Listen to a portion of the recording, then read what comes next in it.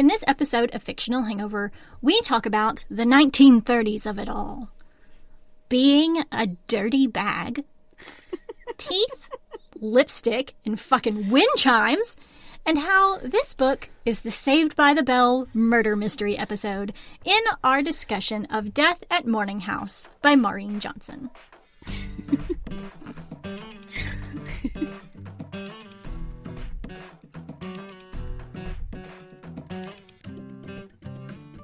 Hey everybody, welcome to Fictional Hangover, a podcast about books that is full of spoilers. Every week we discuss a different book in way too much juicy detail. I'm Amanda. And I'm Claire, and today we're going to discuss Death at Morning House by Maureen Johnson. Standard disclaimer. If you haven't read this book, please remember that Fictional Hangover is all about spoilers. If you haven't read or listened and don't want to be spoiled, stop listening to us and go read or listen to the book. Then come back. If you haven't done this but want to pretend that you have, or if you don't care about spoilers, or if you just like the show so much that you don't care about any of that, then listen up. Yay. Yay!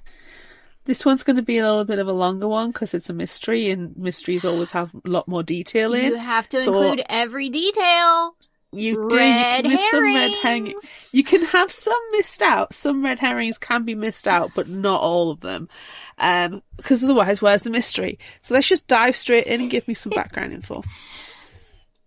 I love finding background info on the Nerd Daily because there's always weird interview questions and weird responses that I feel like sound like us. Yeah. So I took two parts from this interview that I read. The first part, the question is, Death at Morning House spans two timelines and two gripping mysteries. What draws you to meshing the past and the present in your mysteries? So this one is meaningful. It's a nice response, and it really makes you think. Oh, no. I know. Maureen's response is, well, mysteries are all about unpicking things that have come before and setting them in order, working out motives, figuring out where the evil set in and why. It's also important to do in general. How did we get where we are? What story have we told ourselves about our own history, and what parts did we conveniently leave out? Oh, pointed look. Then the second bit, I really enjoyed this second question that I grabbed. Both plot lines are so complex with plenty of clues to uncover. What's your plotting process like? And her response is organized whimsy. Love it. We love whimsy. Love it. I'm sort of a mad clockmaker. I always start with why. I never care about how or who until I work out why. I work intensely on the mechanism of the crime. I often write up a solution document. Then I start drafting, working back and forth between these, tweaking each. And then I go into a fugue state at some point. And then the book is due in 3 weeks. And then the screaming starts. That's when I shine. Oh, I resonate with so much of what you've just read out. Is it the fugue state or the screaming that hits you the most? It's both. It's both. It's both. It's really difficult when you're at work as well. And one project is fugue stage, and the other one is screaming stage, and the other one is like the beginning. And it's just like, so you can be like, ha, hoo, ha, hoo, ha, hoo, he, for an entire day. That was beautiful. Welcome to my life. What are your initial thoughts with this one? See you above. Allow me to share my initial thoughts for this one. And then you may follow. No, I love a YA mystery, and we don't do a lot of them anymore. We've started doing fewer, yeah. But I think that's just because of trends. Yes, to a degree. I think you've got your Karen McManus one, who is always going to do the mystery. Yeah. She's not really going to diverge from that. Yeah. And, you know, the publishing world's going to celebrate when she does a release. Right. I do agree that the trend's just not there for YA mysteries quite so much. Yeah. Middle grade mysteries. Now that's... Middle grade mysteries, yes. Yeah. Yeah, there's a lot of middle grade mysteries out at the moment, which I've been quite enjoying reading what those are when I've been in the bookshop with the offspring. Yeah. I think that this is the only... Mysteries, YA mysteries are the only, like, realistic YA that I enjoy reading at all. Yeah. So Yeah, I think I agree with that, actually. Because Yeah. whenever we've read contemporary YA and it doesn't have a mystery, it turns into us hate reading it. Yes. And then a rant episode, Yes. which every now and again is fun, Yeah. but every now and again. Every now and again. Yeah. I think Or- we need to do a couple more mysteries. We've got a couple. We do have. We quite have a few Karen on Emmett deck. Manners ones we have. Yeah. Yeah. Exactly. So, Yeah. you know, we can throw them in every now and again. But if anybody's got any recommendations for YA mysteries, happy to listen to them and hear what they've got. Yeah. Thanks. Please share with us. Pointed look at superfans for Yeah. June. Yeah. Anyway.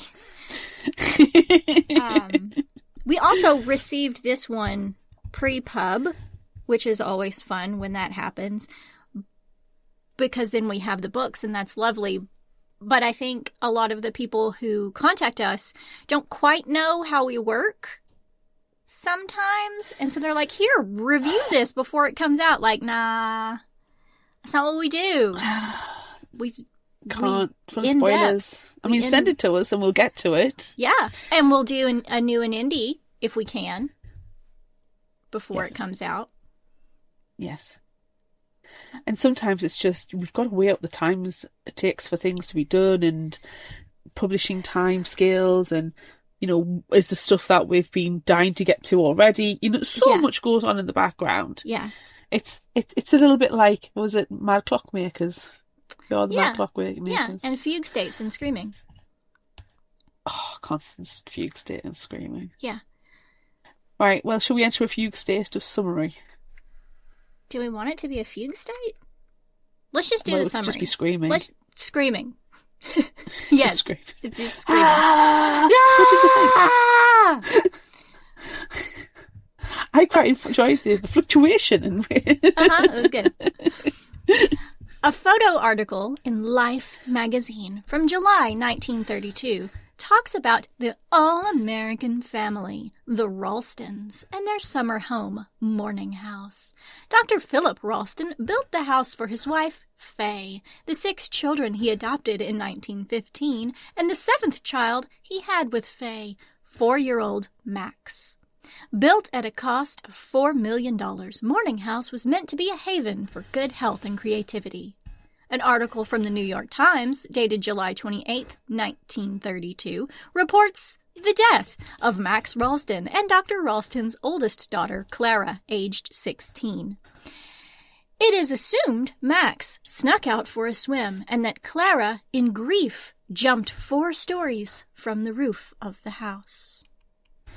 Ooh. Ooh! Hey, immediate Death murder! in the first chapter. Immediate murder! We love it! Yay! Wait, it's not murder right now, it's death. It's not murder right now. Spoiler I mean, you can alert! assume so. Well, it's Maureen Johnson, you can assume. There is a murder. You There's know a it's safe coming. assumption somebody got murdered. Moving on from murder, Marlo Wexler, now, present day, Marlo Wexler, has liked Akilah Jones since she first saw her conjugating the absolute hell out of her first irregular verb in freshman year French. And she's been pining for her at a distance ever since. That is sexy AF. It's really great. One day, Marlo starts working at Guffey's, the local ice cream place, and comes in on her second shift to find Akilah also working there. Marlo is able to get to know Akilah, including that her favorite smell is petrichor. It's a good smell. It is a good smell. It's a good smell. So, when Marlo finally has the courage to ask Akilah out on a date and then back to the cabin on the lake she looks after, she, of course, has a petrichor-scented candle for the make-out mood. Aquila also has a gift for Marlowe, the perfect shade of lipstick, which I appreciate so much. While they're on the sofa kissing, the candle explodes, setting fire to the cabin and drawing the date to a dramatic end. Wah, wah. Wah. Well, half the house is burned down and the owners are none too pleased with Marlowe, but they know it was an accident. When Marlowe goes back to work, she keeps her head down and avoids everyone, but it doesn't matter though. She now has the reputation of being a firebug. A few days into her self-imposed exile, her history teacher and neighbour, Miss Gibson, stops by with an offer. Spend the rest of the summer on a beautiful island giving tours of an historic mansion where no one knows about the candle incident. Sounds great! Yeah, what a nice escape. Thank you, history teacher. July 8th, 1932. Clara Ralston is always the last to breakfast, the usual fruit and yogurt. There is always yogurt. She watches her father's wife, Faye, look through her stack of mail and feels jealous. Jealous of her glamorous life on Broadway before marrying her father, and all the friends and freedom she had. Her father interrupts Clara's thoughts to announce that Life magazine will be taking pictures of their morning exercises, so it's time to finish up. As Life takes pictures of the children exercising, Dr. Ralston explains to the reporter how he came to adopt his 6 children. He was a doctor in England during the war and encountered new mothers, their husbands off to war or dead, with no money or support and other older children to look after, and offered to adopt them with the mother's consent. First, Clara, then William, Victory, Unity, Edward, and Benjamin. Then the last of Dr. Ralston's children comes running out of the house, Max.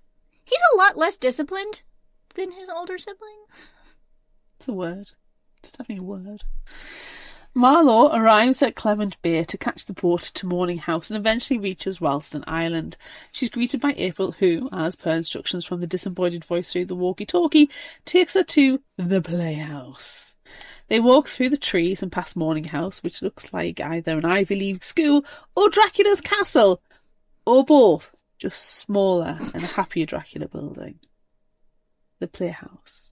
I don't like the fact it's called the playhouse. Now I know it's built specifically for the Ralston children to like have their own space, but I've seen too many horrors and crime thrillers and true crime and you know, I know prisons that have places called the Playhouse and the Candy Shack and bad things happen.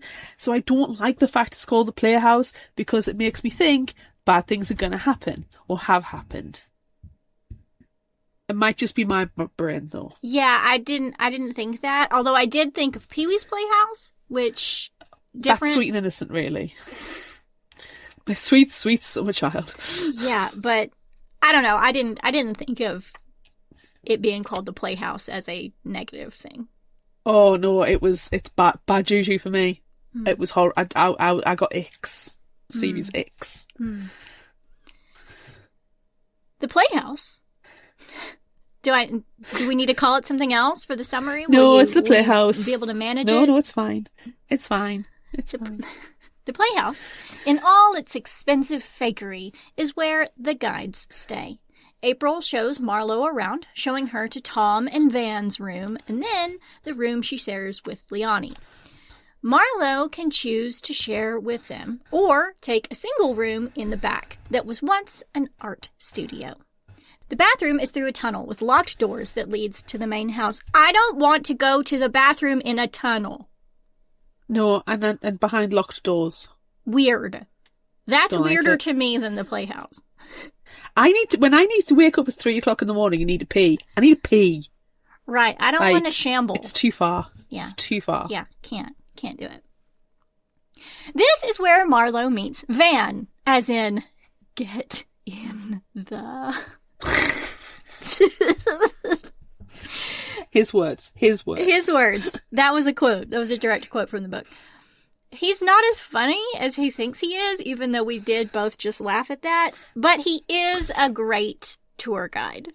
As April is showing Marlo the kitchen and explaining how meals work, Dr. Henson calls. She's ready to see Marlo now.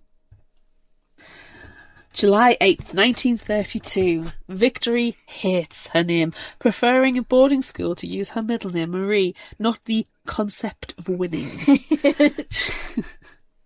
She also hated posing for Life magazine.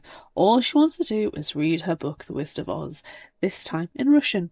The Wizard of Oz is her Rosetta Stone to other languages, as Dr. Ralston likes to make sure his children are well educated and kept on their toes by switching out the language of the books in the library. However, the rest of the house are being particularly raucous now, so Victory can't concentrate. Benjamin is painting, William playing piano, Clara dancing, all deep in their occupation and a little bit drunk too, particularly Edward, flopped out on the floor drinking straight from the bottle. In Clara's opinion, they're all being controlled and something has to give, so she gets drunk every night. She's the oldest at 16 as well. Yeah. 16! Just reminding you that. I mean, I'm British, so 16 and being drunk's nothing. But right. At the same time, it is a big deal. Capital B, capital D. Yeah, also because we're in the 1930s. So that's not allowed. America 1930s. Yeah, of course. And throw that clarification in there. Anything's bad, put American in front of it. Well, I'm more thinking Prohibition. For people who don't understand history. It's fine. Dr. Henson looks poised and ready to strike in her yoga pants. She tests Marlo on the guidebook she needs to memorize and walks through the main house with her. This is the first time the house has been open to the public since it closed its doors in 1932, so it needs to be a success. They make their way to the 4th floor and its balcony. The most popular part of the tour is this spot. When you look down, you see the death spot where Clara Ralston landed after jumping from the balcony when she found the dead body of Max Ralston in the lagoon. Yay for murder spot. Dark tourism's huge. It is. Dark it really tourism is absolutely huge. After Dr. Henson leaves Marlo, she wanders around looking at the children's bedrooms and at family pictures until she finds herself in the gift shop where she meets Ricky, she/her, an independent contractor who rereads books. This alone makes me resonate with Ricky, that, hate reading. She's hate reading, yeah. Yeah. April thankfully interrupts the weird meeting and Ricky extorting Marlo out of $8 for a Thousand Island dressing magnet she doesn't want.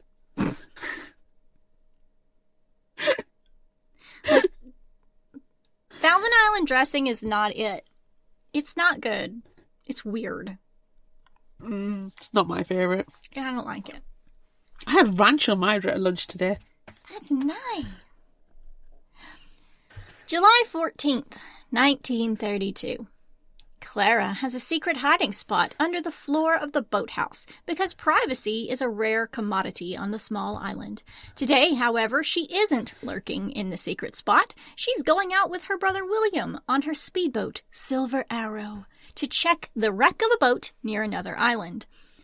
As Clara talks about the wreck and Life magazine taking their pictures, William worries and he checks that she's okay because she's drunk all the time and has been acting weird. She's basically being emo, but like the 1930s version of emo. And we appreciate it. Clara doesn't say she aches to escape, because that would be true emo. That's far too emo. Far too emo. Yeah. But she's got a really nice bob. I really could picture Clara well. Yeah. Yeah. With a bottle in her hand. Yes, of course. Marlo unpacks a few things, texts her parents, and scrolls on her phone until April comes to get her for dinner. They're eating in the main house dining room where the others are putting on a bit of a welcome party for her. This is also her first meeting with Liani and Tom. Ricky and Dr. Henson also join them and talk turns to the Ralston family curse. After Max and Clara's deaths, Faye was committed to a fancy psychiatric facility, and Dr. Ralston took a home nearby so they could spend Christmas as a family. On December 28th, Dagmar, Dr. Ralston's sister, and Unity fell through the ice on the frozen lake and drowned. Damn it. During World War II, Benjamin, Victory and William were living together in London to help the war effort. Victory and William were killed in 1941 when a bomb dropped on their house. Dr. Ralston had a heart attack when he got the news, but died 5 months later when he had another one. Edward died driving while drunk in 1947. Benjamin survived the others until his death in 2002.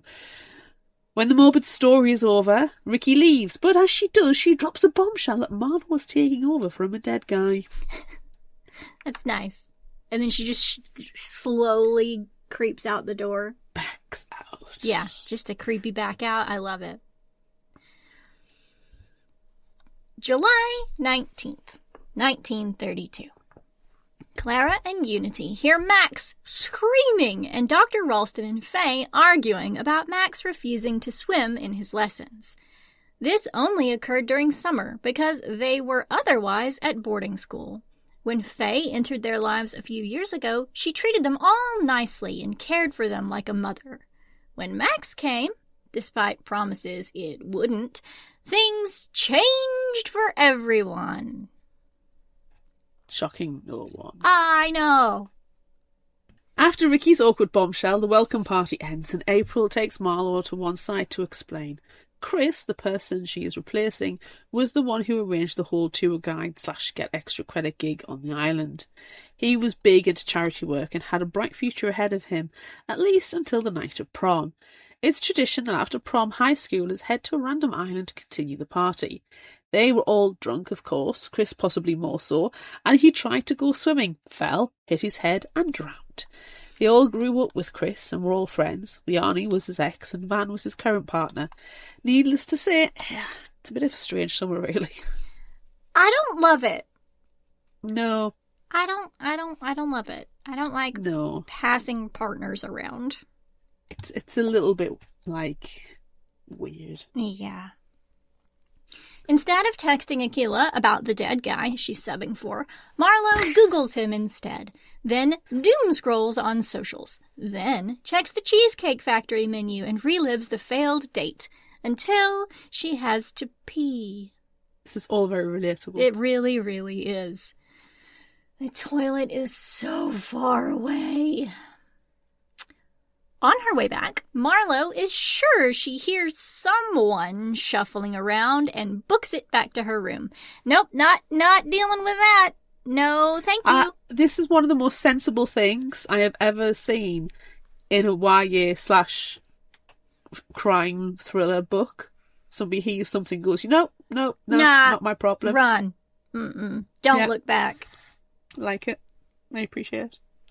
Thankfully, in daylight, the trip to the bathroom isn't too bad. After breakfast, Tom takes Marlo on a tour of the outside of the house, including the boathouse, the lagoon, and where they found Chris. That's cheerful. After lunch, Van takes over for the interior of the house and shows Marlo how it's done before she watches April give a tour. July 19th and 20th, 1932. Dr. Ralston asks Clara to give Max a swimming lesson. Ugh! Resorting to bribery to get her to agree. The lesson does not go well. Max fights tooth and nail, not wanting to be in the cold water, and kicks Clara.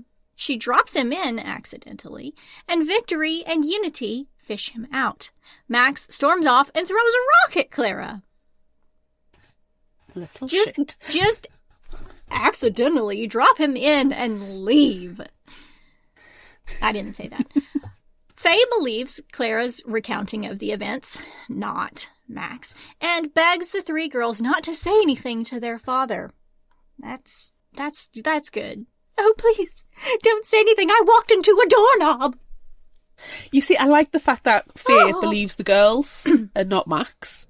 I appreciate that. I do appreciate that, but oh no, don't tell anyone about my abusive husband. No, keep it a secret. The 1930s of it all. I don't know if that's just a 1930s thing. It's not. Unity, charming lass that she is, tells their father that Max struck Clara with a rock. Dr. Ralston ignores that Max is a little shit, happy to forget the matter if Clara says it was nothing, until Max won't eat his peas. That's the breaking point, friends. Goddamn peas. The torture peas! Everyone has to sit at the table and wait for Max to eat his peas. But he just angrily stabs them all individually instead. Which is terrifying if you think of a 4-year-old angrily stabbing things. Yeah. Max eventually wins and gets his custard. As they leave the dining room, Clara pockets a bread knife.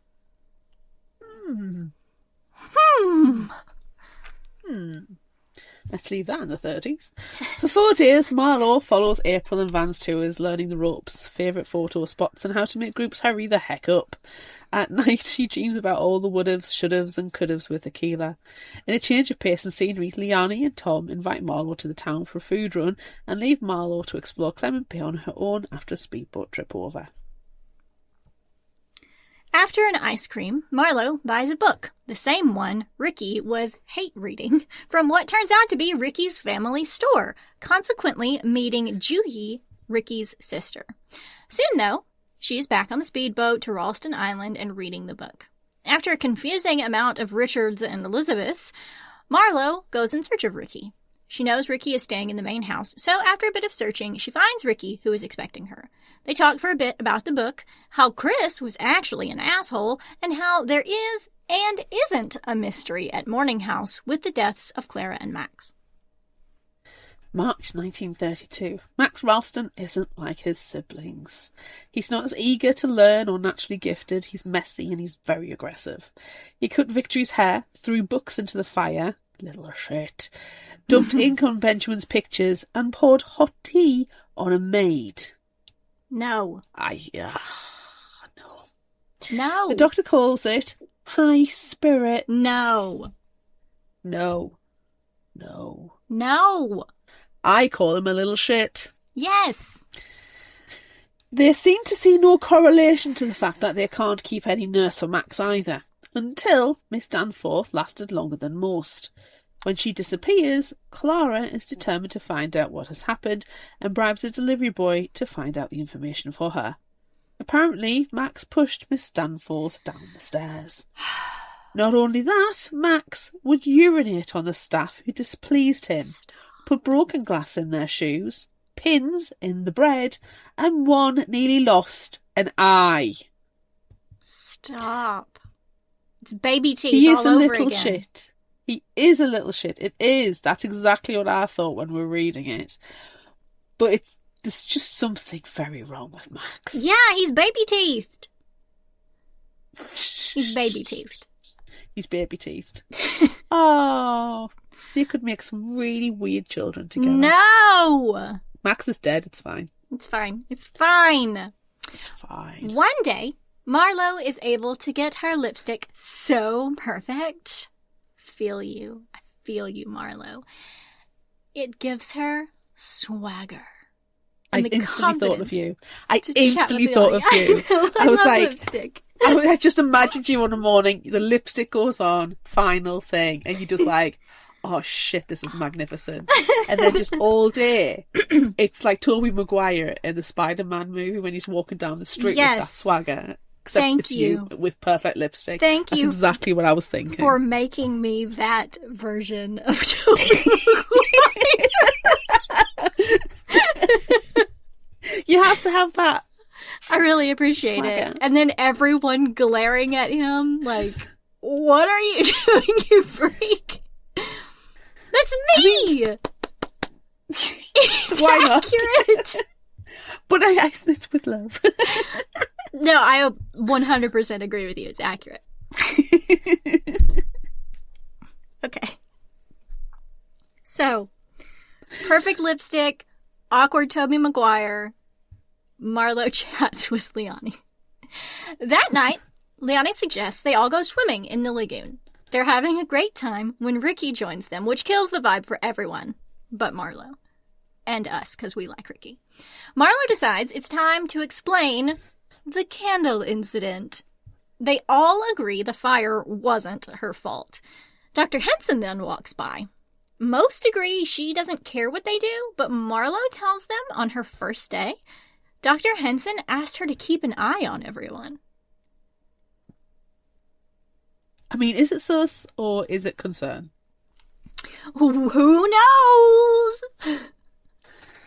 July 23rd, 1932. Dr. Ralston invites his children, with the exception of Max, to a eugenics conference in New York because Dr. Ralston is a massive, huge bigot. Oh, eugenics.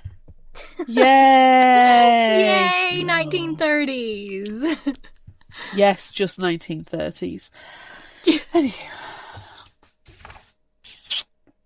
Since they all want to go back to their New York apartment for the very least, they agree.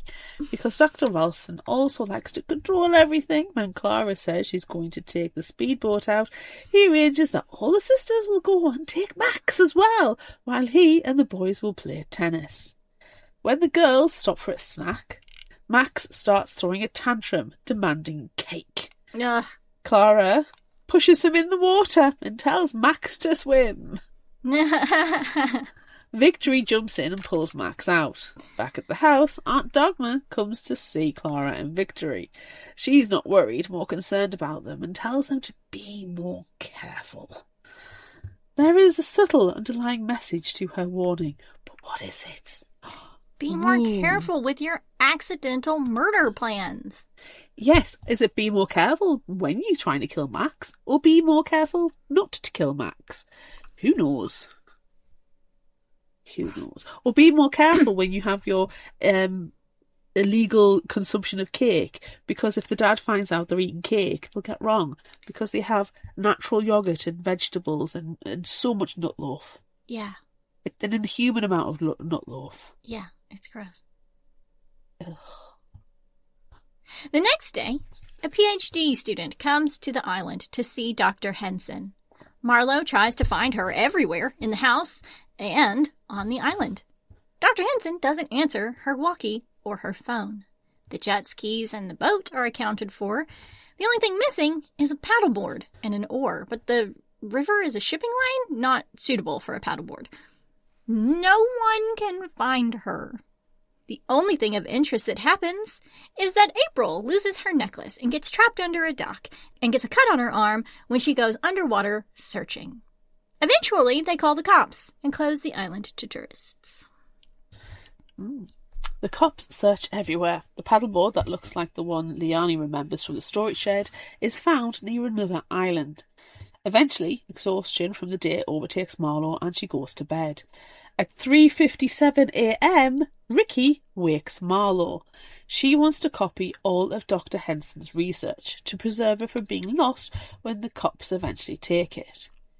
It's a convoluted plan, and really it's not well thought out at all, involving poorly weighted ladders and plain dumb luck, but they manage it. Strangely, Marlo saw Dr. Henson's yoga mat in the closet, when it should be in the balcony room. You know where she says she always keeps it? Yeah. Is that a bit odd? July 27th, 1932, around 4 p.m. Victory wakes up at 4 p.m. groggy and dressed in her exercise clothes. She doesn't remember anything after returning to her room after breakfast. The house is quiet apart from Max's nurse in the hallway, worried. Max is missing.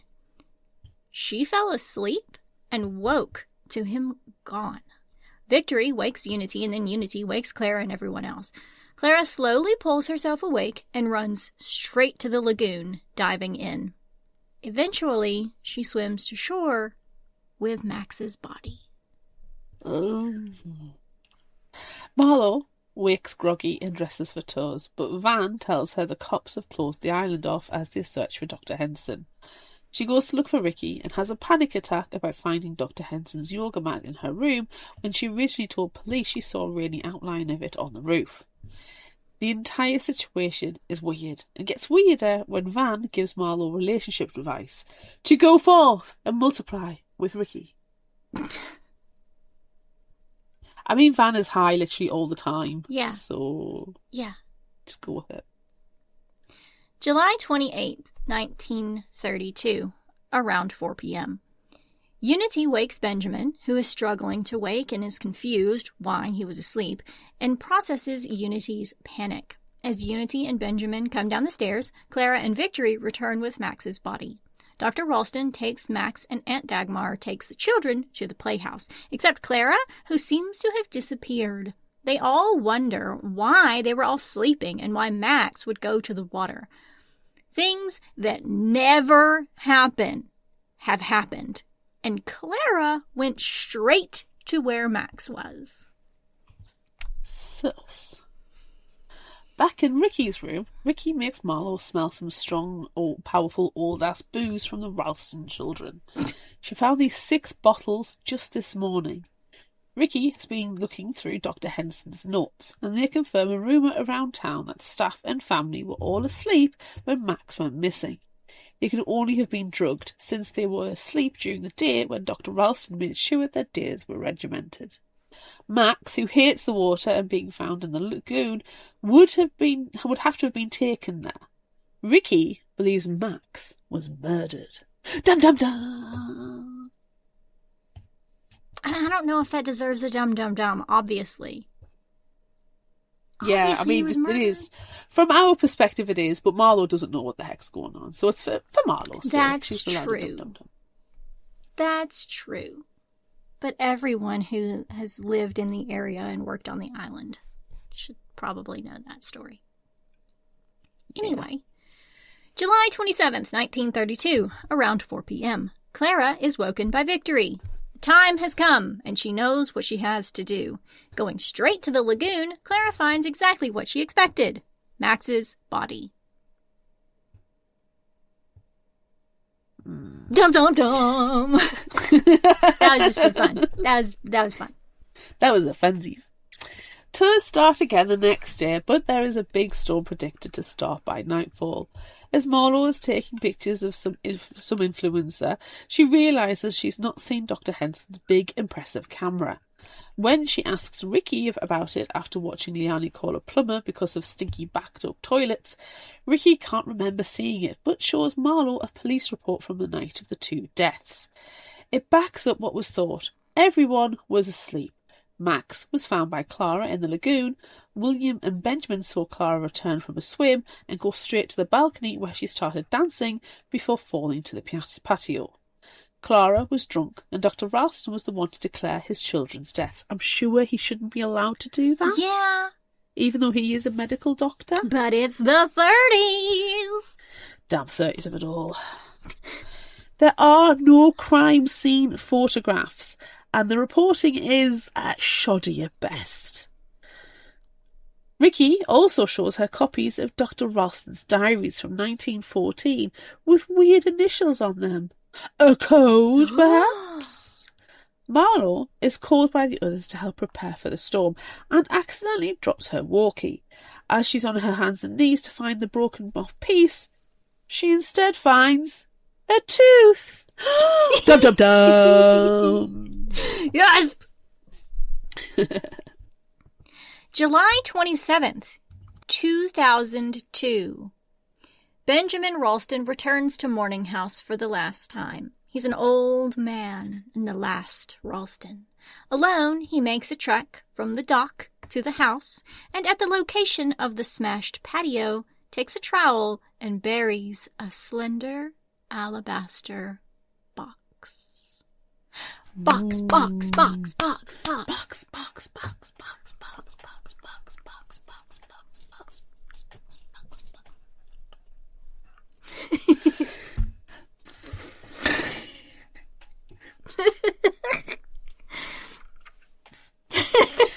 Marlo likes puzzles. She's good at them. She couldn't tell you how she's worked it out, but she'll give you the right answer. The answer to this puddle is murder! Because Marlowe's brain works in weird ways and there is a potential murderer on the island, she decides not to tell anyone about the tooth, and instead hides it in the lipstick Akila gave her. Is it me? Yeah. I mean, my lipsticks are liquid, though, so it wouldn't work. The teeth-free. You can put them in the liquid bit. Ooh, shake it up. That's how you get all the extra bits off. Exactly. After an ice cream party, because the storm will cause the power to go out, and Van says it's their patriotic duty to consume as much ice cream as possible, Marlowe calls Akila. It's the first time she's tried to talk to her since the candle incident, and it's to tell her she loves the lipstick she gave her. Nicely cryptic. It's hugely cryptic. There is nothing clear about that message at all. No, it's very weird. Yeah. Everyone but Ricky shelters in the living room in the main house. Marlowe feels removed from everything. She's stuck on the idea of the tooth and a possible murderer. She lies down in the foyer, laughing to herself, and her mind is spinning. Van is convinced she's high. But she's never done drugs. And then the paranoia kicks in. She's sure someone is watching her. Marlowe crawls into the music room and hides under the piano until she hears footsteps. Oh, she is high. Then she decides she needs to get Ricky. Marlowe is sure it takes her 6 hours to crawl to Ricky, because what is time, especially when you're high? Finally, in Ricky's turret room, Marlowe word vomits about the tooth and murder and Dr. Henson's giant missing camera, which she's sure Dr. Henson saw Chris's death or murder through. Do you have any water? As Ricky grabs Marlowe a drink and Marlowe is looking around Ricky's room, she trips over Dr. Henson's giant missing camera. I love this high Marlowe my favourite scene. Marlowe. It's so fantastic. She's so panicked. Such a good scene. July 27th, 1932, the morning of the deaths at Morning House. Unity woke early the morning she killed her brother. Unity is very good at math and chemistry and is a particular favourite child of Dr. Ralston. She was given a special working desk, one with 16 secret compartments which Unity used to hide the Veronal in. That morning, Unity went down to the kitchen, and while the staff was busy, she distributed the drug out into the breakfasts, making sure everyone would get a non-fatal dose. I mean, that's nice, I guess. Okay. It takes a moment. Well, I mean, she doesn't want to kill everyone, just the one. Just the one who doesn't get any of the drugs, or maybe a small amount. It takes a moment to calm Marlowe down, and for Ricky to explain that someone put Dr. Henson's camera in her room. She's not dumb enough to steal it and leave it just sitting there. Come on, give her some credit. She would have hidden it if she'd stolen it. Finally, Ricky explains the weird situation with Chris and the others.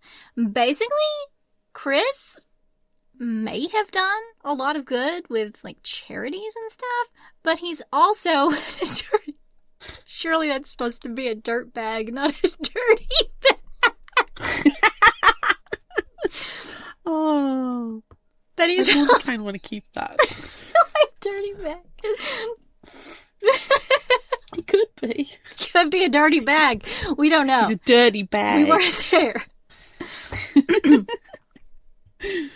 But he's also a dirtbag who would hook up with anyone and everyone, all at the same time. Ricky thought their friend group was off limits, but April had a one-night fling. Then Chris started seeing Leonie. Ricky tried to explain that Chris was a cheater and even tried to prove it with a poor quality, badly angled video she recorded on her phone of her flirting and rejecting Chris that only ostracized her from the group. Then Leonie and Chris broke up and he started seeing Van, and then he died. Wah, wah. Ricky, really? Wah, wah? Can you make wah wah a question? It's a problem solved in my eyes. Ricky didn't see it happen. She was at the party, but sleeping and listening to Carrie on audiobook. However, Dr. Henson could have seen it. The spot Chris died is visible from the balcony, and it would have happened when she was doing yoga. It's then they realize Morning House is on fire. Ah. You think it's going to be something good? No, shit. The house is on fire. No, arson. Fire has a very soaking effect on Marlo, and she starts throwing instructions at Ricky. She enters flow state. She's a fugue state. She enters a flow state, solving the problem of getting them out of the turret through the window. Thankfully, the others see Marlo and Ricky on the roof and are able to help them down. As one, they watch Morning House burn. Womp. Womp womp. Can you say insurance payout? Ooh. July 27th, 1932.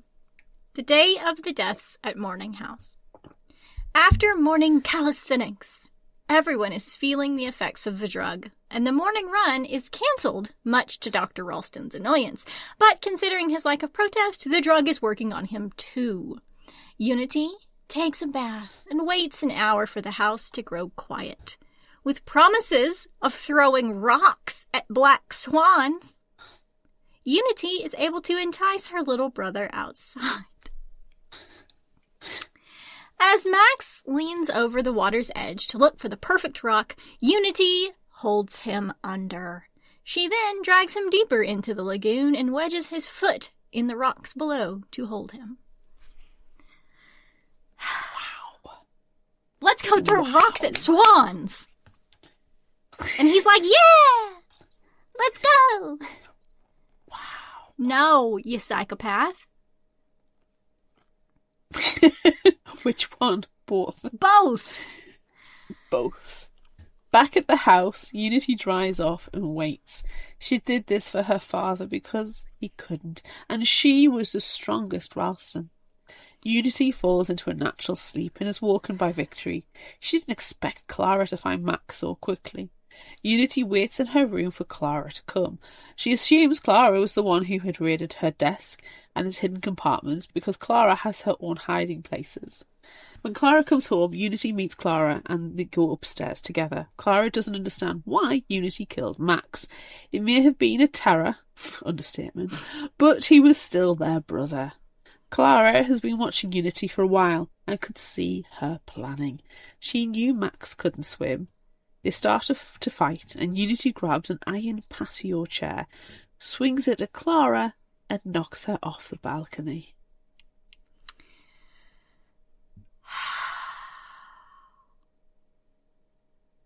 Eventually, and because they can't get in touch with anyone off-island to report the fire, everyone goes to their bedrooms, and Ricky goes with Marlo. Soon, Ricky is pacing back and forth, trying to work through the puzzle. Dr. Henson must have been murdered for seeing Chris being murdered. She's not in the water, as the police would have found her, and there isn't a great big stain of blood anywhere, only the tooth evidence. Marlo points out that a tarp is missing, so the murderer must have pushed her onto that and wrapped the body like a burrito. Is she still high? Because she's thinking about burritos? I mean, you get the munchies. It's true. But where is the murder burrito? That's a good question. Marlo suddenly realizes the putrid smell in the bathroom is Dr. Henson. It's so rude. It's not her fault. She can't help it that she has smelly bathroom habits. Well, she's not eating enough yogurt. More nut loaf! No! The fire was set to get rid of the evidence, and with a known firebug on staff and living on the island, it's a perfect cover. Because the bathrooms are in the basement, they aren't affected by the fire yet, so they head down. In a small crawl space between the basement and the main house, Marlowe gets a face full of stench. She doesn't see Tom approaching with a sledgehammer. But Ricky does. Oh, snap. July 27th, 1932, the night of the deaths at Morning House. Unity waits in her room for her father to come and congratulate her, but he doesn't. Unity goes to his office and finds a broken man. Unity explains about the Varinol, the dose, everything, and Dr. Ralston listens. He listens and cries. Dr. Ralston tells his daughter not to tell anyone. They will say it was a drowning and a tragedy caused by grief. Unity is not happy. She sees how flawed her father is. As she leaves, Unity is sure someone was listening in at her father's office door. Someone, at least, knows what she's done. Psycho. Absolute psycho. Oh. Okay, back to the present. Tom! Sledgehammer! Yikes. Who knew? Except then he tells them to move and smashes the wall to reveal Dr. Henson's body wrapped in the tarp. It's heavy and liquidy and mushy and stinky. It's the worst burrito. Nobody eat that burrito. Don't eat that burrito. Don't eat that burrito. No. They put the body in the playhouse in the common room, much to the shock of the others. Like, can't you just leave it outside? Don't bring that in. That's how you get ants. Oh. Tom didn't know Dr. Henson was there. He was looking for Benjamin's supposed treasure that he hid in 2002. Oh, right, okay. He did not go searching for a burrito. No. Marlowe boils everything down to their drama from prom night. Dr. Henson may have seen nothing and is just genuinely concerned about the group after the death of their friend / ex / boyfriend and wanted an outsider, Marlowe, there to look after them. Since mentioning the prom drama, eyes turn to April. Van told Marlowe in the beginning that April is an underminer. Or rather, she's full of shit and makes up conversation and is just basically a shit stirrer. She's horrible. Because you don't trust her because she's perky. You can't trust perky people. Yeah. What's to be happy about? Murder. Marlowe remembers April wore a fleece during the hot-as-hell morning Dr. Henson went missing and lost her necklace during the search. She could have been hiding something. As April tries to defend herself and turn the others against Marlowe, Liani tells her they just need to find her necklace and they'll get all the answers. Donning N95 masks, Marlowe and Liani check Dr. Henson and see her rigger hands are clawed, like she's grabbing at something. Then Marlowe, Liani, Ricky, Van and Tom head with a metal detector to search for the necklace, leaving April in the playhouse by herself. No. I mean, they are on an island, so they can't really go anywhere. Still. But there is a speedboat. They should have changed her to the murder burrito. Yes. After a while, they actually find the necklace. Back at the playhouse, April still protests her innocence, and she's really not nice about it, and threatens to swim to shore. Yeah, fine, try that in the storm, go for it. Do you. She doesn't. Eventually, April breaks down, saying Chris was wasted, and it was an accident, and Dr. Henson wasn't her fault, honest. April then goes all like TikTok white girl hysterical when they've like fucked around and they're now finding out. She's annoying. And the fire and emergency boat turns up then. Yay! While the fire crew deals with Morning House, the police, surprised, take April. When they have a chance, Ricky shows Marlo a plastic Ziploc bag with 2 letters, one from the 1930s to Irene Wallenberg in Boston, and one from 1995 to Benjamin Ralston. This is his treasure! Ooh. The 1995 letter informs Benjamin that they found the earlier letter in their aunt's effects, considered giving it to the police, but thought it would be better going to him. Interesting. December 28th, 1932. Letter from Dagmar Ralston to Irene Wallenberg. The letter reveals that Dagmar and Irene were in love, though not together for some time, since Dr. Ralston demanded the time and attention of his sister in the raising of his 6 children, which Dagmar found out were his biological children. Damn. Dr. Ralston, in his belief of eugenics, was trying to father perfect children, and he kept meticulous notes of all 10 of the women he was trying to impregnate. Obviously, only 6 resulted in a child. Dagmar loved the children, and most especially Clara. When Faye came around, they got along, but the roles shifted slightly. When Max entered the family, it was understood Dagmar would not mother him because he had Faye. Fair. Dr. Ralston's belief in healthy eating and exercise did not have the same effect on Max, and his behaviour was written off as excess energy or some such lies by his father. But Dagmar watched. She also saw Clara's strange behaviour, her stealing a knife one breakfast even. It was not to hurt Max, but to protect him. Clara saw how dangerous Unity was and would keep watch outside Max's bedroom. She knew swimming was his greatest weakness and tried to force him to learn to keep him safe from Unity. Oh.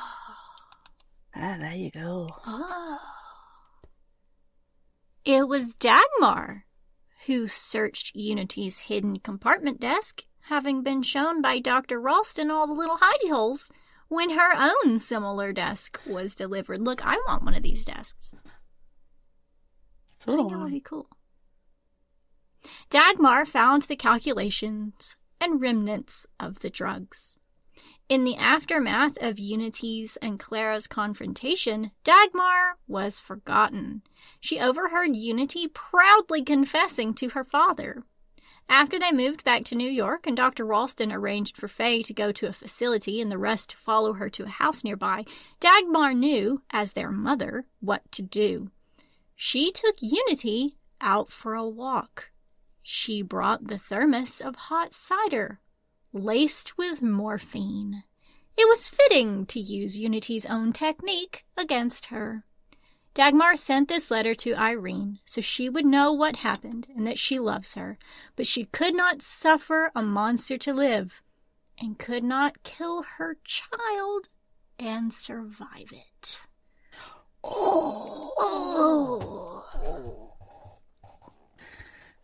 Marlo wakes groggily at 11 p.m. in Ricky's home bedroom. Ricky is frustrated that Benjamin didn't do anything with the information he had, and they need to do something about it. But what? Eat crab cakes, thanks to Dewey ordering takeout, that's what. After, just as Marlo and Ricky are about to make out, Ricky tells Marlo to call Aquila and check that they're really broken up. Long story short, they're still together. And there was just a misunderstanding due to lack of communication. There we go. We have the non-communication segment of YA. There it is. There it is.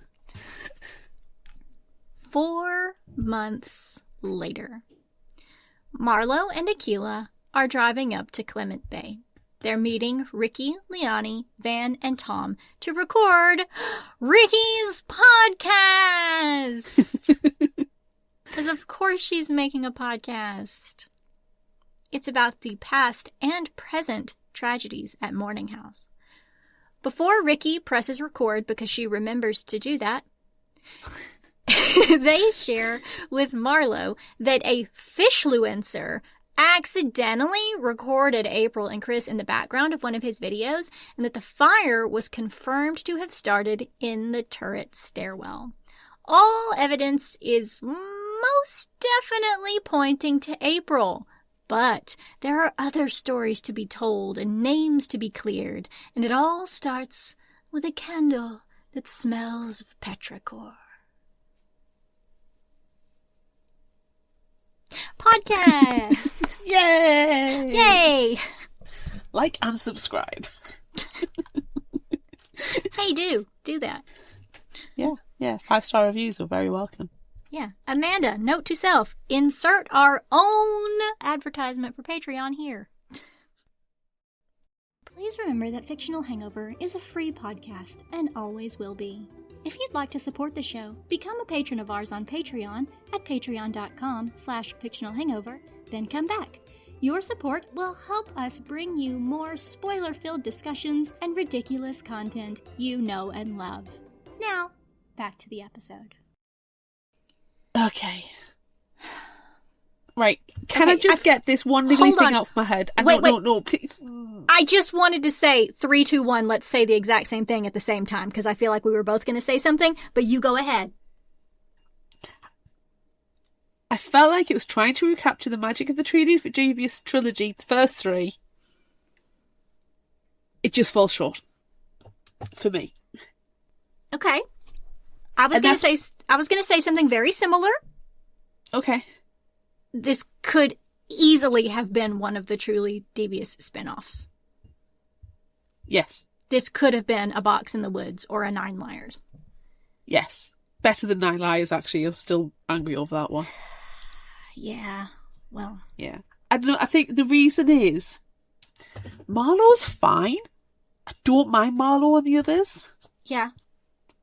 She's inoffensive, but as the main character, like the present-day main protagonist, no, I'm not that bothered.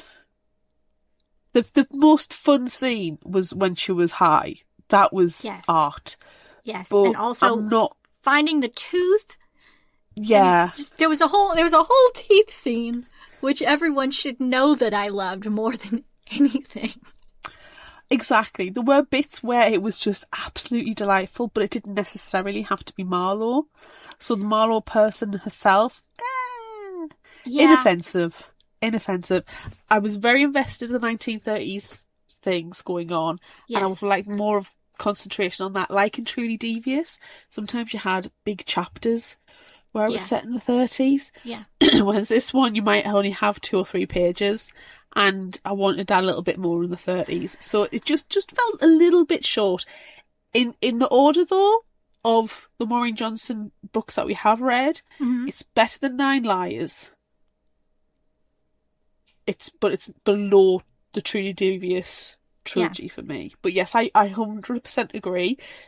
It could have been a one-shot Truly Devious spin-off. I agree with that. There's I went back and looked at the Truly Devious summaries that we have written, which, everyone, you can do that if you go to our website, fictionalhangover.com. But I went back to look, and there was a brief mention in 9 Liars where Stevie's trying to find something to do, and she's sorting through her emails, and because people are sending her emails all the time, oh, come solve my mystery, this could have been one of those emails. It could have been one of those emails, and she just goes and does it. And it would have been, okay, in my head, because this is a spin-off. Hold on, I'm getting invested in this. Right? I'm getting comfortable. Come on. Because this is a spin-off, I envisioned it like a season, like the beach episodes of Saved by the Bell, where there's new cast, but there's still some same people. So it could have been that. This could have been Stevie removed from her group of friends, put in a new situation with new people. So it's a Saved by the Bell beach episode, or that one. No, It's the one where they have the murder mystery dinner party, is what it is. And This is perfection. This is perfection. Right? It's Yeah. I just feel like it's a spinoff, and I feel like a couple of things here and there would have needed to change to make it Stevie and not Marlo. Yeah. Yeah. But it could have been done. It Well, that's could it. have I mean, been done. she didn't necessarily have to have any romantic interest in Ricky, but she could have found But it a could new have best been friend. Yes, it could have been a new best friend situation. So she's feeling weird because she's got all of her crew, her core group of friends, and now she's picked up and placed in a different location. So there's new people, and maybe that's what she could have felt weird about. You know, she's kind of weird the whole time about, like, am I actually, like, do I still like Aquila? Do I like Ricky? What's going on? But, like, she could have just been worried about Nate. Well, yeah, that's it. You're like, my loyalty is to my BFF because I'm getting on so well with this other person. But it's like, you know, I get that, and I think it's a very relatable emotion as well. Yeah. No, I think it is a Saved by the Bell Beach episode. It's a Saved by the Bell Beach episode. It is. And that's fine. And that's wonderful. A wonderful analogy. That's perfection. Thank you. I think I would have liked it a little bit more if it had been a Saved by the Bell Beach episode rather than a new character. But like you said, like, perfectly cromulent. It was a fine story. I might have been more invested, though, if it was Stevie. Yeah, no, I think that's exactly my feelings. Yeah. But made actually English. But made words work into a Saved by the Bell reference. Yes. Yeah. Like, I liked Marlo. I loved the tooth scene. Like, I liked, you know, everything about this book. It was fun. But it's because it was following the truly devious pattern. Yeah. That the comparison you can't help but make that comparison. Yeah. And you're like, well, you've done it before with this person. You could very easily do it again with the same person, but new surrounding people. Yeah. So why not? Yeah, no, I get it. Then you would have that bit more emotional investment. But like, yeah, Marlo is fine. It's fine. Yeah. But it's fine. I didn't have the investment in her as a character. But that scene where she's high is just, I loved it. I loved that scene where she was high. Yeah. The Ricky and Marlo breaking into Dr. Henson's room was ridiculous. Yes. And I actually started to lose a little bit of patience with that. It was which is why it got boiled down to like 3 words in the summary. Yeah. Because it went on too long. But the thing is as well, you didn't really get a sense of the other characters. You know April's perky. Van is high. Van's high. Chris was Liani's dirty bag. He was Chris a dirty bag. Liani and Tom, you're told that Tom's family are rich, they own the boats around the tourist boats and stuff. Yeah. But you don't get any sense of Tom. I think you have like three sentences with him. Yeah. And to be fair, the same with Liani. You get the impression with Liani she's just standoffish. That's because she's not interested in getting to know Marlo. Yeah. So I mean, she's got her friend group. You don't have to add someone else into it. She doesn't need exactly. So you don't get any real sense of the other characters. Probably the only one you really do is Van. He's the only one I think you get like out of that group I actually thought was fine. Yeah. And then Ricky, because Ricky is in so much. Yeah. So yeah, it wouldn't have been anything to have had Stevie in there. But because of that, you didn't get any sense of Marlo's interaction with other people. So I from the present day people, I had no investment. Yeah. But what I did appreciate as well from the present day people was they just kind of got on with it. But Ricky, I mean, jumping ahead a bit, Ricky's my favourite now character from the present day characters. I agree. I really liked it when Ricky was like, I really want to snog you right now. but can you check you're definitely broken up with Akila? And tells her to call, and it turns out they're not broken up, that the relationship is still there. Yeah. I really appreciated that. She could have shot a shot and hit, but instead she was really mature about this. Yeah, she was not a dirty bag about it. She wasn't a dirty bag about it at all. No. Yeah, I think Ricky is, hands down best character. I don't know, I was going to say something. I was going to say something else, and it didn't have anything to do with a dirty bag. Oh, no, back to Stevie and Truly Devious.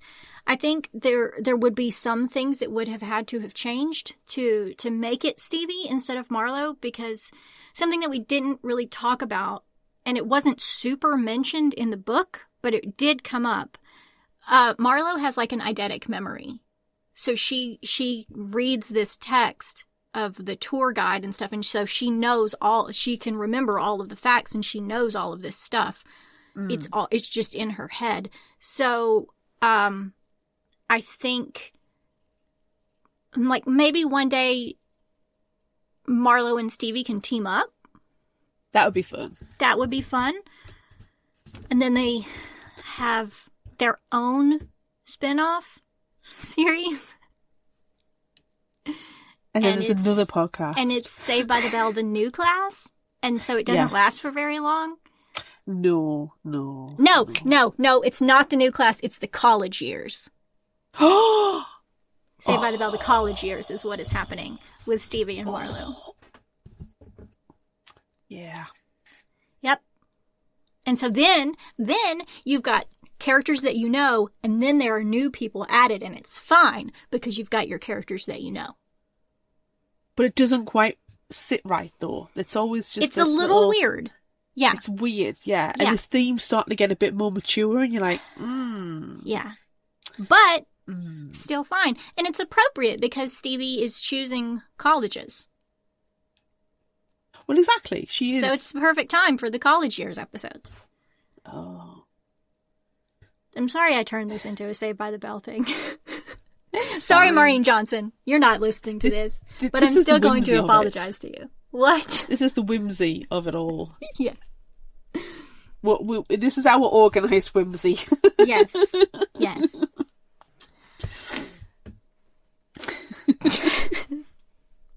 Okay, so back on track. We said that we liked Ricky, present day. Who do you like from the past? Dagmar? The aunt? Yeah. Who wasn't really in very much at all. She was no nonsense.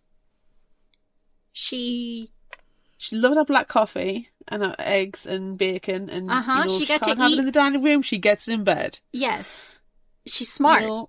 She knows what she's doing. Very smart. She is not eating yogurt every day. No, imagine though if she didn't have the 1930s dependency on her brother though. How cool. She's the type of person who would send people to space. Yeah. Who would you can imagine she would just be someone huge. Yeah, she's a lesbian powerhouse outside of the 1930s. She really is. I felt sorry for her because she obviously can't live the life that she wants to live because of the whole 1930s of it all, but also because of her brother. Like, hi sister, can you come over to England and help me raise these 6 children that I've adopted? And she's like, I've got it, because otherwise I'm broke and homeless. Yeah, you're gonna cut me off. But at least she does have an emotional attachment to the children. At least she does want to help, and she does love the children. Yeah. And she did figure out that they were biologically his, because how does nutloaf, exercise, and natural yogurt make your nose look exactly like your adopted father's? Yeah, you don't have the same nose and chin as someone else just because you're eating yogurt every day. No, that's not how it works. No. We're not like professors of eugenics, but we know that much. Yeah. And the fact that she saw Unity for what Unity really was. Psychopath? a psychopath and dealt with the monster. Yeah. Can you good. only imagine? Unity would be, she'd be a family annihilator. Oh, yeah. Hands down, she would be a family annihilator because she would go through and realise how every single one of her siblings and her father don't conform to the Ralston name and belief. Yes. Yeah. And strength, because she is in deep with eugenics as well. Yes. Yes, she is. I don't want to say this out loud because it's not a good thing to say. But man, I am glad they got rid of Max. Oh god, yeah. I am not prescribing to the eugenics of the situation here. But yikes. We do not at Fictional kid. Hangover PSA. agree with child murder, no matter how much of a little shit they are. We believe in therapy. We do. We do. And man, did that kid need some help. Yeah. Yikes. Oh, honestly. Yeah. If he was my sibling, the snot would have been beaten out of him. Yeah. Because being beaten up by your own kid, your own brother and sister is just a natural order of things. Yeah, that's just what happens. Yeah. That's just messing around. Yeah. But yeah, what a horrible little thing. What a Yeah. creature. Yeah. Oh, and I can Yeah. only imagine how much Dr. Ralston would have then probably begun to hate Faye. Because clearly it's her fault that Max is not the eugenics prodigy that he hoped that he would be. She has poor genes. Oh, I take Jason, fuck off. But like he had to have been thinking something along those lines. Oh, 100%. 100%. But he's just high-spirited, Amanda. I don't know what you're talking about. Stop. He's just full of joie de vivre and rocks. No. Get him some help. Yes, yes. There was ever a post child for therapy. It's Max Ralston. No, I enjoyed the story, and I enjoyed the fact that Maureen Johnson wrote it, so you were thinking the entire time, what did Clara do? Yes. That was really well done. I don't think it's a surprise, I guess, but I do appreciate that Maureen Johnson is really good at writing mysteries, and so you have this thing in your head the whole time because she set it up that way for you to think, and then she's like, oh, haha, but it's actually completely different, and you probably weren't expecting it at all, but it still makes sense. So I appreciate that. She's very good at mysteries. She is. I mean, there are bits of it where you see, one second that looks like Clara's knocking Max into the water because you think, is she trying to get him to swim, or is she trying to hurt him and teach him a lesson? Right. Is she taking the knife from breakfast because it's an offensive weapon or a defensive weapon? Right. Well, you don't understand Clara's motivation. But then there's one intense moment where Clara has hold of Max and says very, very intensely, very determinedly, I will always look after you. I'll always take care of you. Yeah. And you kind of like, that convinces you actually Clara likes her brother, or at least, is tolerating him. Or you could think she's going to take care of him. Take care of him. Yeah. It's fun. It's so well done. Yeah. And I find it really appreciate interesting that she works the process backwards. I was listening to a true crime podcast, and one of the hosts is an ex-policeman, and he helped find the Golden State Killer and stuff. And yeah, he said most of the time you never know what the motive is behind it, why a murderer's motive. A motive is not important. Yeah. When it comes to solving a crime. You don't know half the time why a serial killer will kill people. The motive is not important. Yeah. But a motive in a crime book, is so key. Yes. You couldn't have Max being killed for no reason. He had to be a monster. Yeah. You couldn't have Dr. Hanson being killed. She had to have seen something. Yeah. And yet Chris's death, it looks to be definitely April's hands. And it could have been 100% an accident in a heated argument. Yeah. But the only thing we know about him is that he's a dirty bag, so... He's a dirty bag.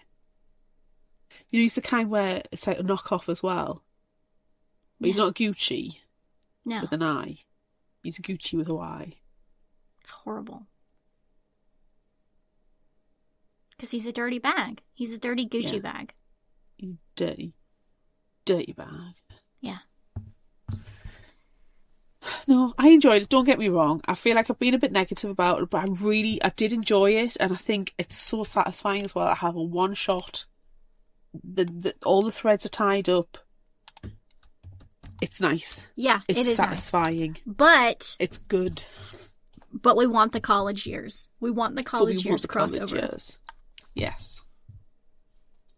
And I think that's a perfectly reasonable thing to want. I think so too. Yeah. Go a bit further. Yeah. Okay. Good college years. Favorite final thought quote? I have like 1,000, and they're all about Oh teeth. my god. You know, this book is so quotable. Yes. It's like 6 pages of just quotes. Yes. So I'll give you an undetermined amount. It seems like it would be fun to burn a house down. Cathartic. Mm-hmm. A big rule for me is this. Never go anywhere where you need to bring your own beacon. Pro tip. It was 3:57 in the morning. I wouldn't call that prime decision-making time. 100% agree. Real life or book, Claire? Real life or book? Real like a brook. Oh. This one reminded me of several conversations that we've had very recently on this fair podcast. ASMR, Anne said. I hate it. Yes. Ugh. Oh. You know what? We're not dead. That's tonight's win. Again, real life or book. Okay, last one for now. I'm fine, I said. It never, ever means that. Ever. Ever. Real life or book? Real life or book. Oh, God, yeah. It's so relatable. Anyhow, I'm going to stop now before the plagiarism kicks in. Copyright law down you. There's so many things in this book that I liked, and I'm pretty sure they're all in the quotes that I pulled. Cool. I felt something, though. A soft buzz? Or not as dead inside? Real life or book, Amanda? Real life or book? 8 people lived here. Now, just me and these fucking wind chimes. Everyone needs to know that Ricky's job at Morning House is in the gift shop, right? And so she has her books from her family's bookstore, and then there's 1,000 bottles of Thousand Island salad dressing, and then the rest is wind chimes. And I would die. Every time the wind chimes were mentioned, I was like, oh, Amanda's been cringing. Amanda will cringe. I respect the way she despises us. When I get to be however old she is, I'm going to despise people like me too. It looks fun. Oh, man. All right. And the rest of them are teeth. Teeth and wind chimes, honestly. This book's about you. I know. And lipstick. Oh, and my lipstick. God. This book is for me. Now that I've thought about it, I imagined someone landing and raining teeth like a terrible piñata. No one wants a piñata full of teeth. Yeah, they do. Everything was teeth now. And finally, my favorite. I need to tell you about teeth. Tooth. I need to tell you about tooth. The tooth. Because she's so high, she doesn't know what she's saying. I need to tell you about teeth. Tooth. I need to tell you about tooth. The tooth. It's so good. Anyway. Would you rather time? Pew, pew, pew, pew, pew. Pew, pew, pew, pew, pew, pew, pew, pew, pew, pew, pew, pew, pew, pew. Would you rather unravel a mystery from present day or the 1930s? And you know what? The 1930s won everywhere. On the Fictional Hangover Facebook page, 80%. On the book club, 55%. And on Instagram, 82%. We have some comments. Emily said, as much as I would love to time travel, I would rather unravel a mystery in the present day because modern technologies will help me out as long as they work properly, lol. Coral says yes to the 1930s. Sounds fabulous.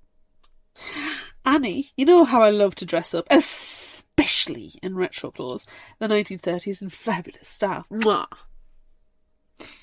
Drew says, I love me a 1930s mystery, and it will be way easier to get away with as well. I think Drew's committing the 1930s mystery. Brie, I would be even more useless without the power of modern forensics and or the internet. Glim Glam Jen, I'm diving into the 1930s to solve a mystery. The lack of scientific advancement and other crime scene knowledge means that I can literally make up any outcome. Get ready for a super unhinged mystery reveal. Yes. Here for it. Yes. And Trina Reed says, present day, as I'd have more tools at my disposal and more advanced technology. Not that I'm very good with tech stuff, but at least it's there. I like how everybody's got it, and they're not like, you know... They're not just solving a cold case file. Yeah, they're not solving a cold case file. They're doing the actual time travel. Yeah. And none of them, like our protagonist, a teenager. Yes. Yes. Yes. Which one are you going to do? And how are you going to take it? How are you going to spin it? How am I interpreting it? Yeah. I am going to be in the present day solving a mystery for the 1930s. However, I am going to cosplay. Same. Exactly. That's my answer. Let's dress up 1930s, Yes. Agatha Christie style. No, what we're doing is we're having the Saved by the Bell murder mystery dinner episode. We're dressing up and we're solving the mystery. But okay, not the beach episode. No, not the beach episode, the murder mystery one, where they're in the big mansion. Okay. I wonder if you can stream up. that one anywhere. I really feel like I need to watch it. Oh, probably. Yeah. I bet it's on YouTube. Oh, yeah, I'm sure it is. But yeah, that's what I'm doing too. We'll do it together. Okay, We'll solve we'll the do mystery that together. Yes. Mm-hmm. Completely. Would you rather? Oh, that was the answer. That was the answer. That was the end, because we're both doing it together. Yeah. Would you rather watch fishfluencer videos or ASMR videos? I hate ASMR videos. I will watch the fish influencer ones because at least they're like happy about things. Yeah. You know? Yeah, and they're not tapping things with their long fingernails. Yeah, and you know, some of them might actually provide interesting information about what they're doing and why they're doing it. Yeah. So yeah. I also choose fishfluencer because my husband's best friend is a fishfluencer. And so Jacob has been in many of his videos in the background. Nice. Yeah. Then those are the fish influencer videos I'll watch. So then, okay, so Coral, superfan Coral will get this. It's the duck hunt. It's duck hunting in the Project Fear videos. So Project Fear is a ghost hunting people on YouTube, and both me and Coral watch it. And they always hide a rubber duck, and I do actually have a rubber duck from their Kickstarter that's signed by the people, which you'll see on Patreon if you have the video. Yay! So every episode you play the duck hunting game, you look for the duck in the background. Except this time, I'm going to be looking for the Jacob in the background. That's going to be my game while I watch these fishfluencer videos. Yeah, I'm going to Jacob hunt. I feel like, because you said you were gonna watch it to find Jacob in the background of some of them. He is at Awful Angler on YouTube. Now there is someone else. There's another very similar one, but he is just at Awful Angler. So everyone go check him out and see if you can ever spot Jacob in the background. So I'm watching those to wrap up the end of that Would You Rather question. Don't be confused with the Awful Angler, No, who is just a British angler. It's just at Awful yes. Angler. He's holding a fish up, and it's a very blue sky, and he's got some sunglasses on, and he's got facial hair. If you like really awful fishing videos, then you'll love it here.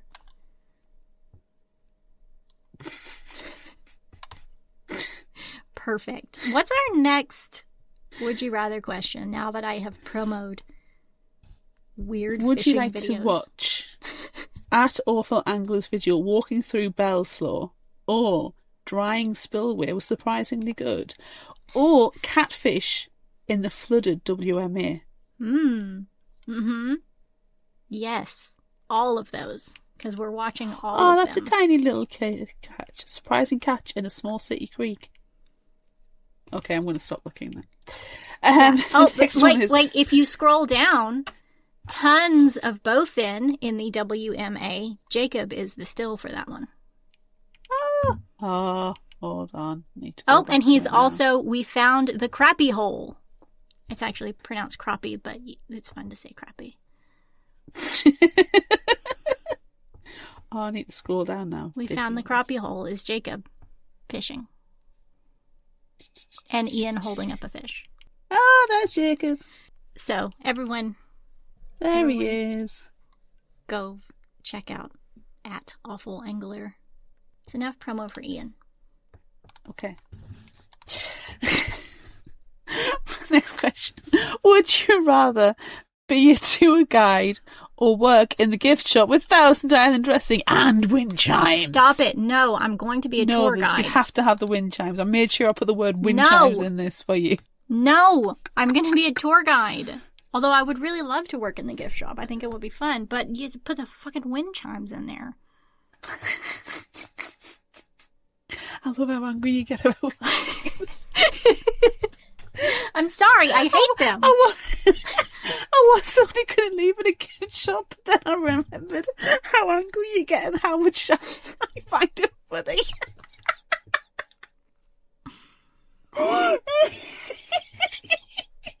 Love you.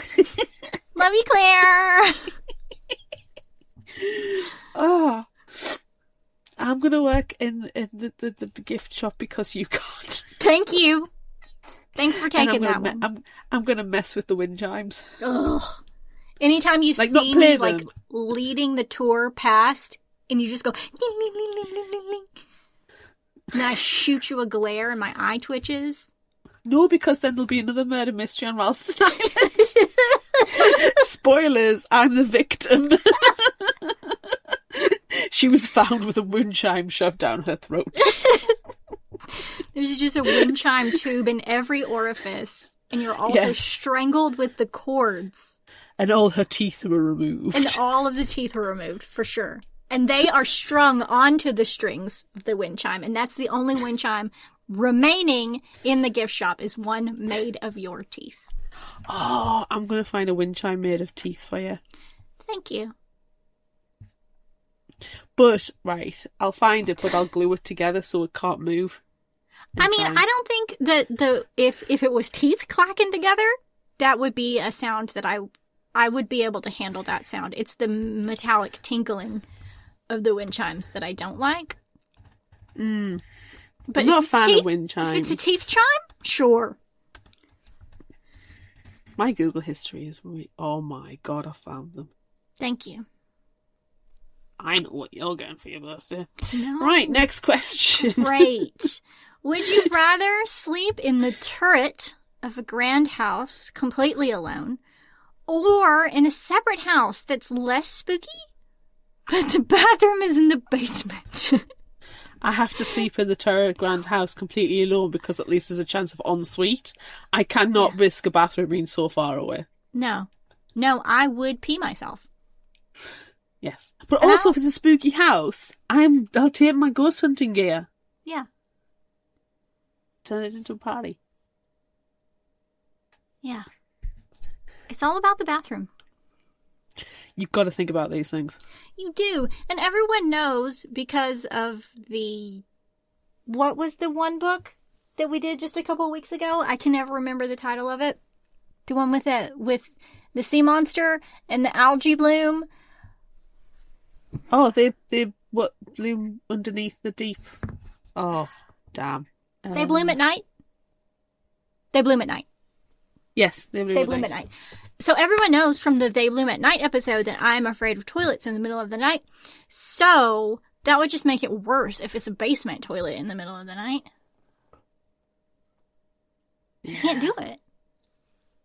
No. I don't like dressing gowns either. I feel like I would have to have a dressing gown. And it's finding your slippers because you'd have to make sure there's something on your feet. Yeah, then I'd be afraid that I would fall down the stairs. In a grand house. Do you know what though? Also, being completely alone, quiet. Mm-hmm. And if there was a ghost, whatevs. Yeah, it's fine.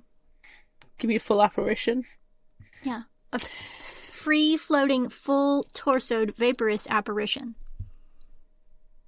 What she said.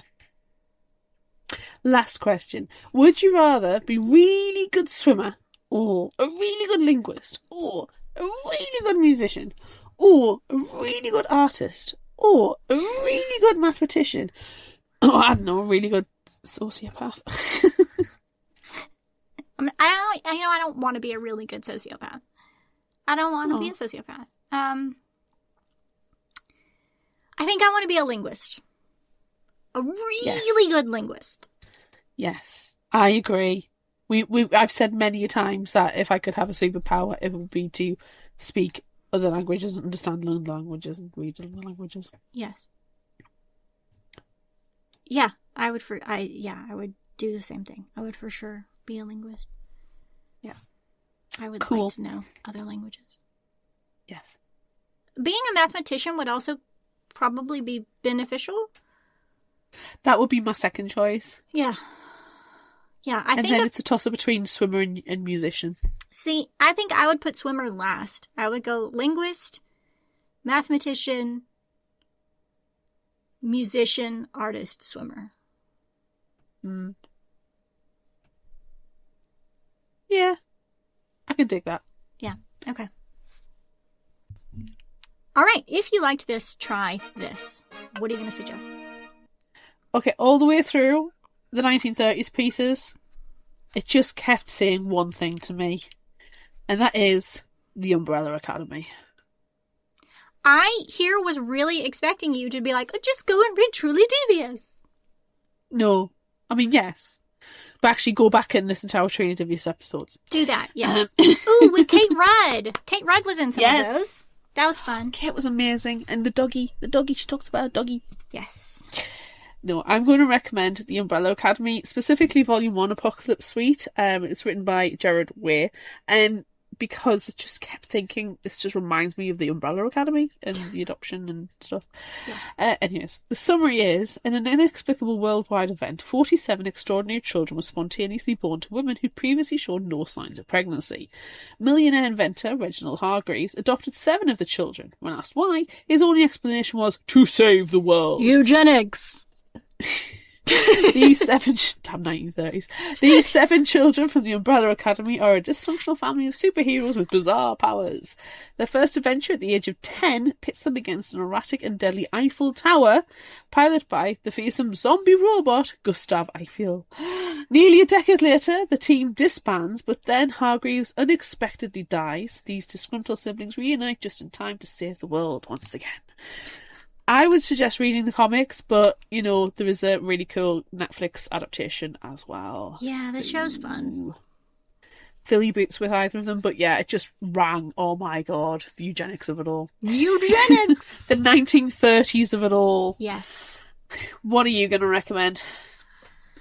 Okay, so originally, the book that I have in this position in the If You Liked This, Try This section was going to be the New and Indie Spotlight, but then we got a New and Indie Spotlight yesterday, day of recording, that just, perfection.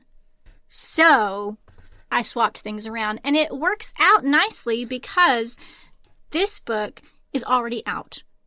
And it did just recently come out. It came out March 17th. But we like to do future New and Indie Spotlights. So it's just, it was serendipitous perfection here. So, my If You Liked This, Try This. Haven't read it. Just came out. Is called Two Perfect Lies by Natalie D. Richards. The first lie made Lily a savior. The second framed Clara for murder. Different Clara, everyone. Still #continuous link. I know. If it weren't for Lily, Clara would still be a total outcast, shunned for her role in an incident that gave her a criminal record and ruined another girl's life. She spent the past 2 years trying to escape that night, and ever since Lily Dalton befriended her, she's almost succeeded. After all, Lily's the golden girl of the high school, smart, popular, beloved by all, and as her best friend, Clara's now the bright, hard-working chemistry whiz. Another #tenuous link. But is Lily really the good-hearted friend who saved Clara from the past? Because lately Lily has been talking about certain classmates and teachers about wanting revenge. Do you ever think about making them pay? She asks. How'd you do it? Lily has to be joking. At least, that's what Clara thinks, until she finds a folder that outlines a deadly plan, including detailed steps and a list of targets in their school. Shockingly, there's even more to Lily's plan, and it has everything to do with Clara.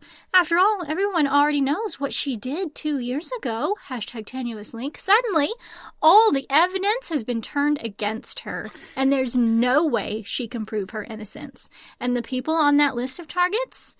One after the next, they're meeting terrible fates, and Clara's looking guiltier by the second. It's up to Clara to find the truth and clear her name before it's too late. That sounds good. Sounds really, really good. And lots of #tenuous links, which you know we love. So many, right? It was perfect. It was perfect. Yes. Until this one came along. New and Indie Spotlight here. Now, this is book 2 in a brand new series, which we tend to try not to do, but it doesn't matter because it's perfect. The book is called Death on the Lanai. It's a Golden Girls cozy mystery. I'm not going to be shocked because I bought the first book, Murder by Cheesecake, for my friend for Christmas.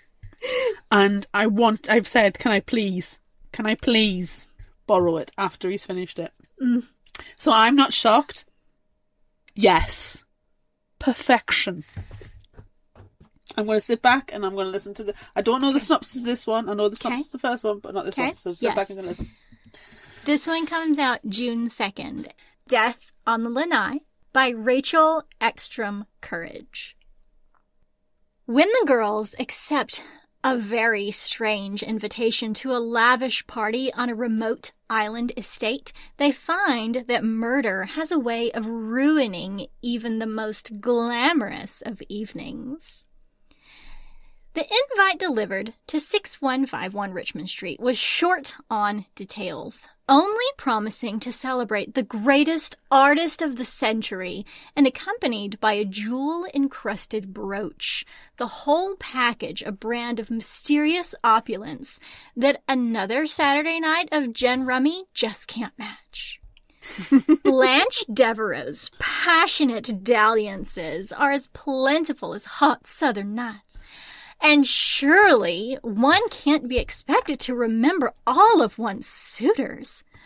But when the girls disembark, the party's ferry at a small Biscayne Bay island and meet their secretive host, the memories come flooding back.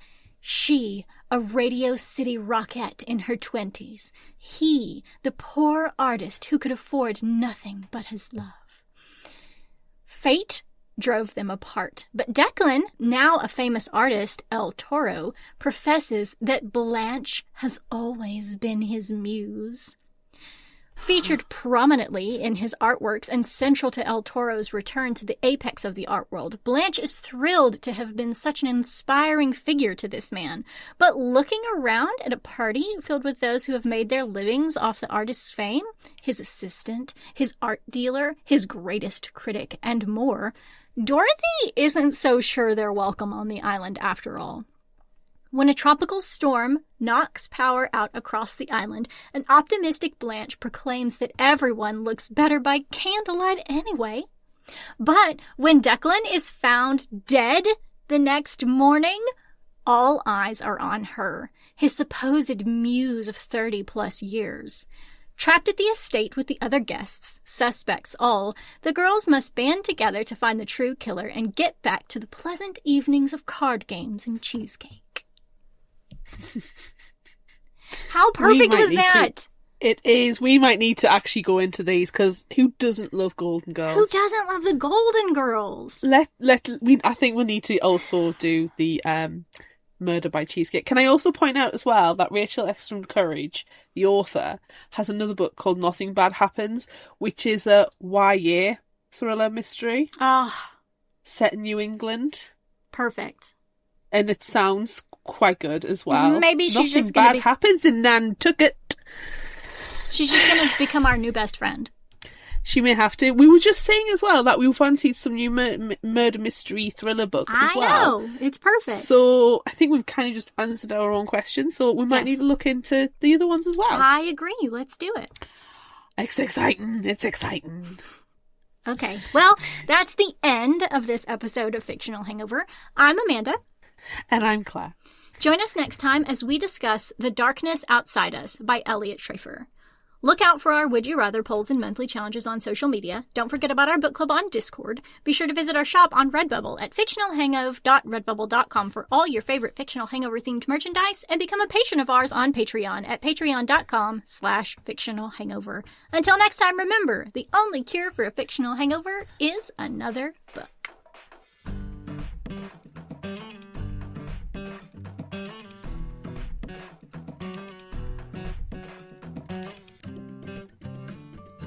You can find us at fictionalhangover.com and follow us on all social media at Fictional Hangover. If you like this episode, check out our others and be sure to rate, review and subscribe so you don't miss out. Thanks for listening.